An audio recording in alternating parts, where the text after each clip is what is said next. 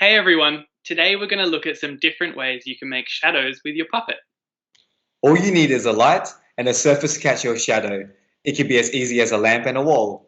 Or a bed sheet and a phone light. Or a piece of paper and cardboard. Let's go! So today I'm going to talk a little bit about lighting and moving your shadow puppet.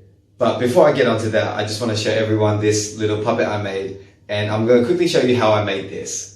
So how I made the kangaroo puppet was, I found some images on the internet and I drew a stencil of the kangaroo. I cut it out into these two pieces, got two skewers and poked a hole through where I wanted to hold the puppet, and then just snapped the end of the skewer and then sticky taped it. And then I put it together and now it looks like this. Okay everyone, I'm now going to talk about moving and lighting your shadow puppet. Right now I'm just using a phone torch and a wall. As you can see, when my puppet's closer to the light source, it's really big, but the image is really distorted. But the further away I get, the smaller the image is, but the image is more refined. Another way you can move the puppet is by moving the light source. So you can keep the puppet stationary, but move the light source to move the image. Hi, so now it's my turn to show you what my setup is for the shadow puppets. So come back here and I'll give you a bit of a tour. First thing I did was tape the sheet, the back of the door frame. So I taped it here and here. Now I pulled it as tightly as I could to make the background as smooth as possible.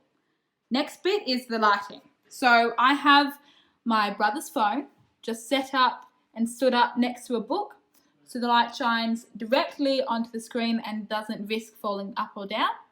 And on top of the book, I have just my little puppets, so they're there and ready. And that's it. It's as simple as that. Hello, so today we're going to be creating a screen for our shadow puppet performance to be on. And I'm going to be using some cardboard, some paper, and some glue. Now I've already measured out exactly how much this paper needs to go on, so we're going to cut it out. And you want to make sure you leave a bit of cardboard for your paper to glue onto. So the rectangle that you draw onto your cardboard needs to be slightly smaller than your rectangle of paper.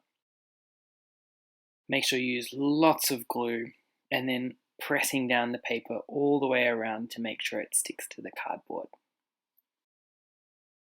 Now we have our screen, we need a light source. I've taken my desk lamp and I've popped it on my chair there behind my screen.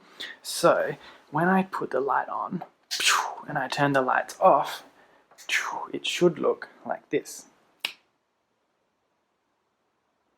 Next we're going to create some scenery.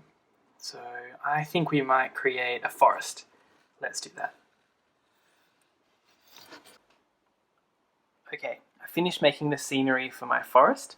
I've got a funky looking tree here and 3 little tufts of grass. So let's turn on the light and see what these look like. So here's all our bits of scenery, but the fun thing we can do with light and shadow is actually change the size of them. So we could move things back to make them bigger.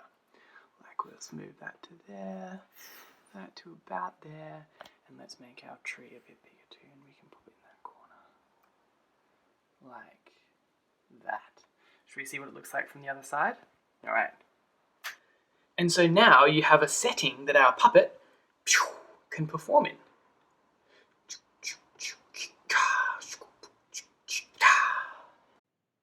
Now you've got some ideas for making shadows, you can start playing.